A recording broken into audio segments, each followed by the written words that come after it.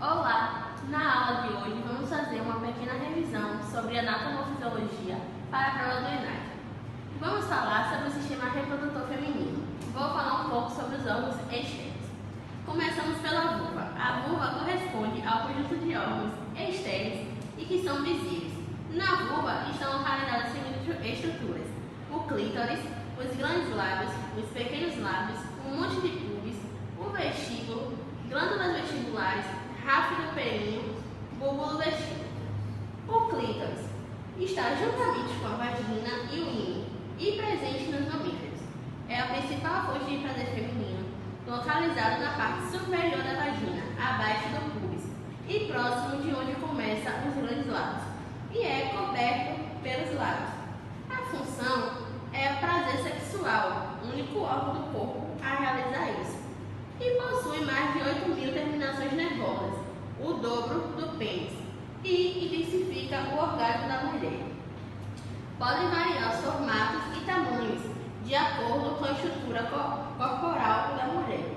Possui duas partes, uma na parte externa, que aproximadamente tem 5 centímetros, e a parte interna, que possui cerca de 4 centímetros. Ao ser estimulado, ele aumenta de tamanho por causa da circulação sanguínea que é intensificada na área.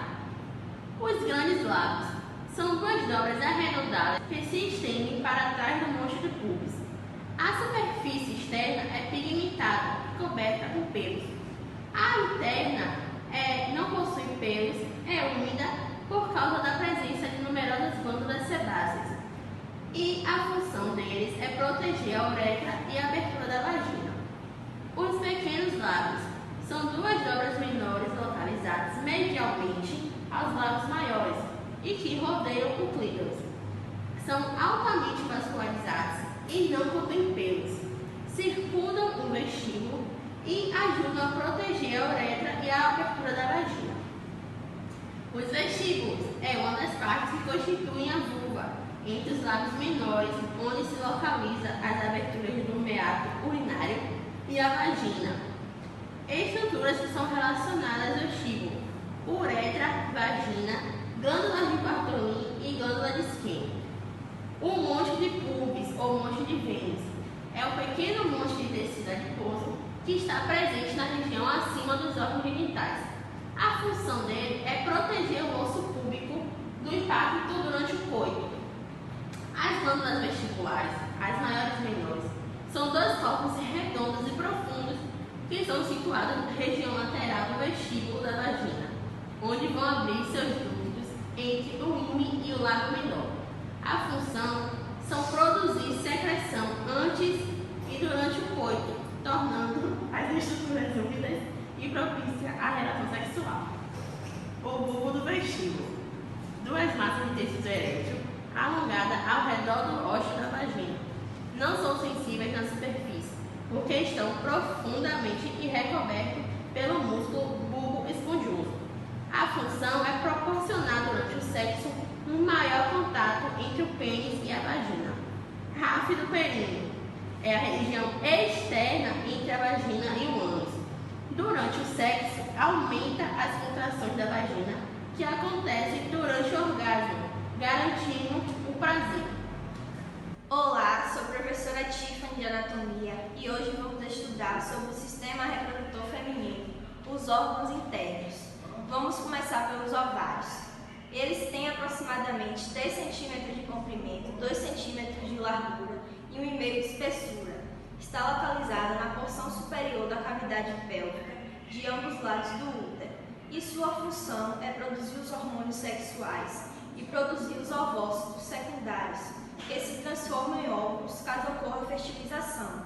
Os ovários são divididos em zonas principais: a medula, que é tecido conjuntivo frouxo, rico em vasos sanguíneos, e o córtex, onde estão os folículos ovarianos em diferentes fases de desenvolvimento. Tubas uterinas são 2 tubos com aproximadamente 10 centímetros que se localizam um de cada lado do útero e conduzem os óvulos produzidos nos ovários até esse óvulo. E é nas tubas que ocorre a fecundação. São de divididos em camadas musculares, mucosa e serosa e também se dividem em 4.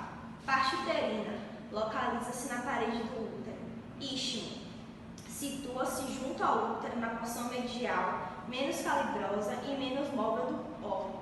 Ampola, dilatação que se segue ao istmo, onde ocorre a fecundação. Infundíbulo, localizam-se as fibras, que se abrem na cavidade do peritônio por meio de uma abertura denominada ósseo abdominal. Útero, possui aproximadamente 7,5 centímetros de comprimento, 5 centímetros de largura e 2 centímetros de colo. Está localizado na região inferior do abdômen, na frente do reto e acima da bexiga. O útero é dividido em partes. A parte superior é mais dilatada e recebe o nome de fundo. A porção estreita, chamada de colo uterino, se comunica com a vagina, e a porção inferior é o colo do útero, o qual continua o canal vaginal e forma o canal do parto. Também é dividido em camadas. Peritônio é responsável por revestir o órgão constituído de tecido epitelial. Miométrio, camada espessa, possui grandes feixes de fibras musculares do tipo liso por tecido conjuntivo.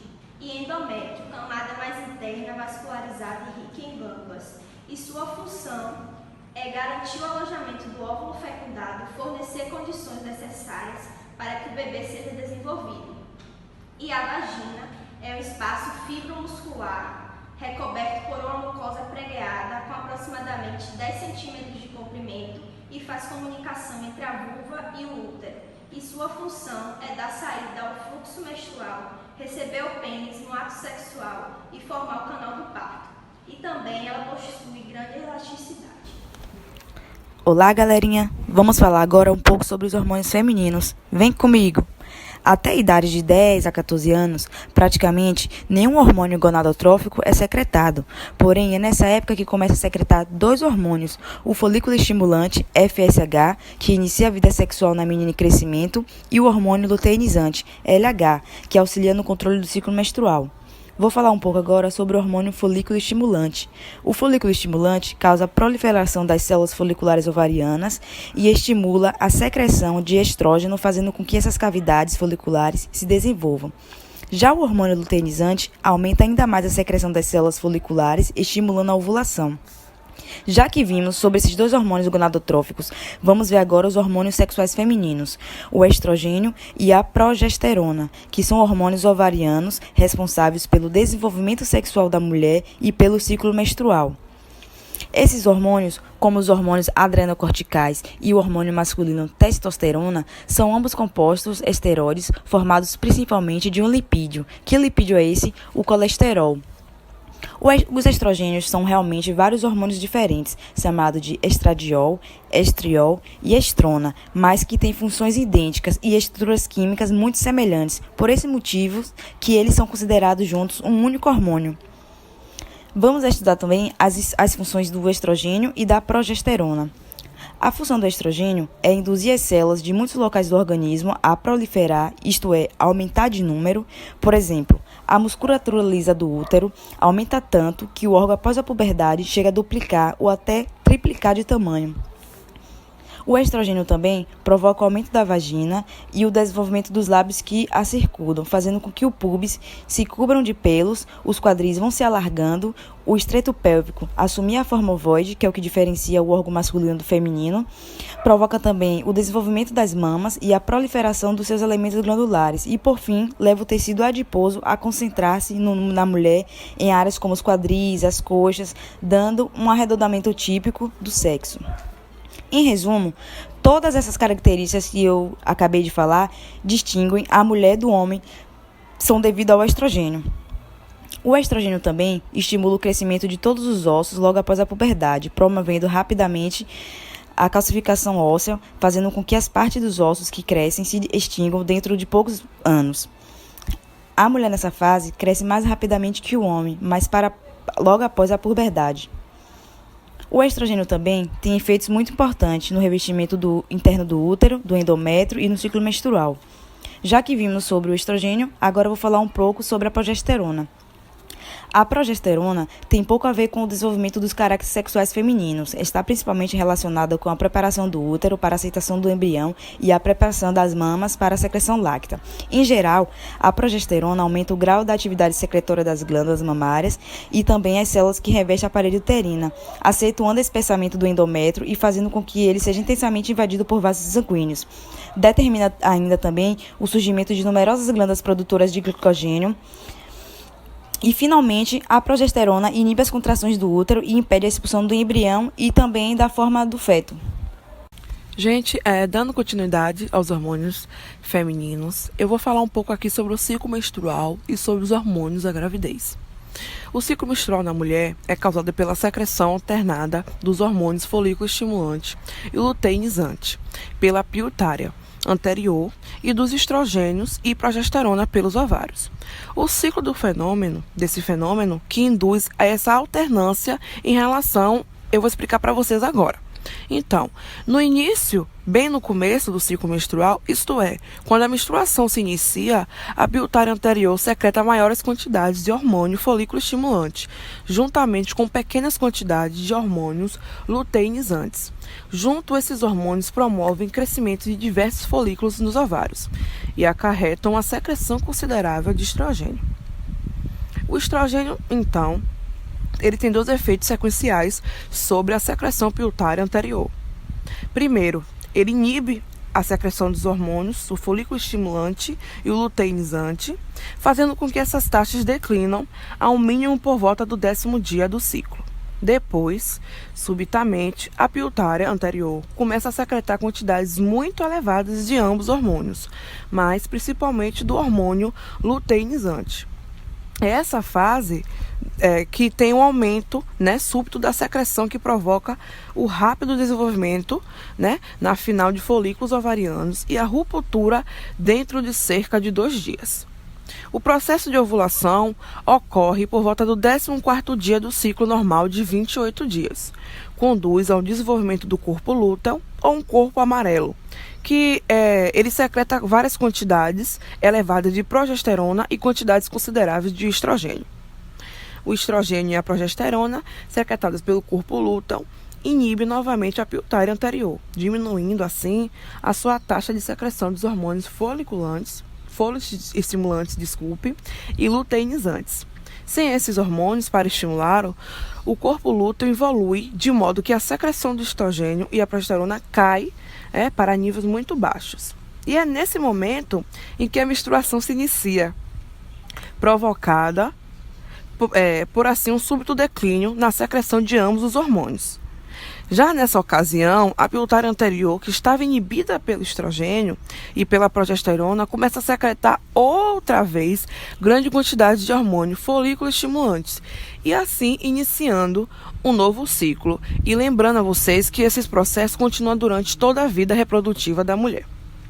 Então, para fazer um resumo básico, eu vou explicar a vocês. É que o ciclo menstrual ele é dividido em 4 fases, tá? A primeira fase é a fase menstrual, que ele corresponde aos dias de menstruação e dura durante 3 a 7 dias, geralmente. A fase proliferativa ou estrogênica, período de secreção de estrogênio pelo folículo ovariano, que se encontra em maturação. E temos aqui a terceira fase, que é a fase secretora ou lútea. O final da fase proliferativa e o início da fase secretora, que é marcado pela ovulação.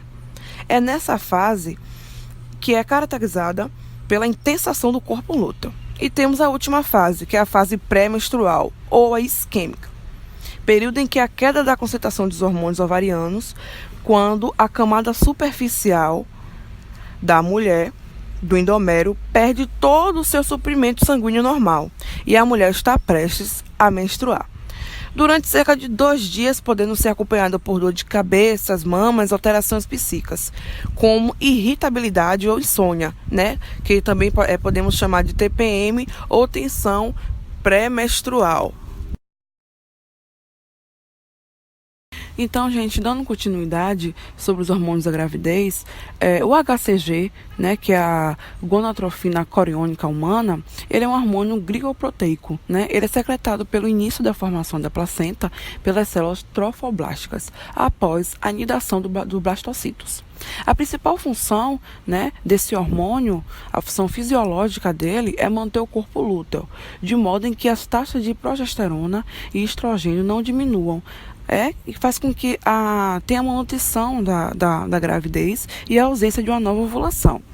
Por volta da 15ª semana de gestação, com a placenta já formada e madura, produzindo estrogênio e progesterona, ocorre um declínio acentuado de concentração do HCG e involução do corpo lúteo. Eu vou falar para vocês alguns dos hormônios, tá? Principal na gravidez. Tem os hormônios lactogênio placentário humano. Ele é um hormônio proteico de estrutura química semelhante a uma prolactina e da somatotropina hipofisária. Ele ajuda no crescimento fetal e proporciona uma maior quantidade de glicose e de nutrientes para que o feto ele tenha um bom desenvolvimento, tá? Temos o hormônio também melantrófico, que ele atua com melocitos para a liberação de melanina, né, do feto, ajudando também na sua pigmentação. Temos o aldosterona, ele mantém o equilíbrio do sódio, pois a progesterona estimula a eliminação do mesmo e a aldosterona ela promove a sua reabsorção. Né? A progesterona, ela, dentre outras várias funções, ela relaxa a musculatura lisa e diminui a concentração uterina, para que não tenha a expulsão, né, do feto. E já o estrogênio, ele promove uma rápida proliferação da musculatura uterina, um grande desenvolvimento, né, vascular do útero, aumento dos órgãos sexuais externos e abertura vaginal, proporcionando assim uma via mais ampla para o parto, rápido aumento das mamas e contribui também para uma manutenção hídrica e aumento da circulação. Né? Com tudo isso, é medido para avaliar uma função fetoplacentária, e para o bem-estar, né, do feto. Olá, eu sou a professora Ana Clara e vamos fazer uma revisão sobre o sistema reprodutor masculino. Então vamos começar com os órgãos internos. Órgãos internos formados pelos testículos, vias espermáticas e glândulas anexas. Testículo. Glândulas sexuais de forma ovoide em número de 2 localizadas na frente do períneo. Tem cerca de 4 cm de comprimento e 2,5 cm de diâmetro. É recoberto pela túnica vaginal e abaixo dessa camada está a túnica albuginea. Se encontram os lóbulos dos testículos, que são entre 250 a 300 em cada testículo. Dentro dos lóbulos estão os túbulos seminíferos, que medem aproximadamente 70 cm de comprimento. Desenrolados. Possuem duas funções, produzir gametas e hormônios. Vamos conhecer agora um pouco sobre o epidídimo. Este é um órgão alongado, fixo na margem posterior do testículo. Mede entre 5 a 7 centímetros, em sua forma compactada. E se fosse esticado, poderia chegar até a 5,5 metros. Dá para acreditar nisso? É dividido em corpo, cabeça e cauda. Sua função é amadurecer e armazenar os espermatozoides. Ductos deferentes. O ducto deferente é entre mais ou menos 45 centímetros de comprimento e 2,55 milímetros de espessura. É um tubo fibromuscular longo e fino, paredes espessas em número de 2. Sai do polo inferior do testículo, atravessa um canal inguinal até chegarem à cavidade abdominal, onde descrevem um marco por cima da bexiga. A ampola do ducto é a porção terminal, que continua como ducto ejaculatório. Ducto ejaculatório é a junção da ampola mais a vesícula seminal. Perfura a cápsula da próstata em sua face posterior e continua através do interior dessa glândula. Vesícula seminal, em número de 2, são glândulas anexas. Possuem mais ou menos 5 centímetros de comprimento. Localizam-se na base da bexiga, à frente do reto. Produz uma substância viscosa, alcalina e amarelada, e permite a mobilidade e viabilidade dos espermatozoides. Próstata também é uma glândula anexa, localizada no colo da bexiga e a porção inicial da uretra. Medem aproximadamente 4 cm de largura e 3 cm de espessura. Possuem feixes de músculo liso que secretam um líquido prostático, incolor e leitoso. Glândulas bulbouretrais ou de Cooper se apresentam em pares e possuem 1 cm de comprimento, localizados abaixo da próstata e possuem 1 cm de diâmetro. Drenam na uretra através de um tubo de 12,5 cm. Produzem uma substância mucoide que cobre o revestimento da uretra e tem uma função de neutralizar o pH e lubrificar a extremidade do pênis.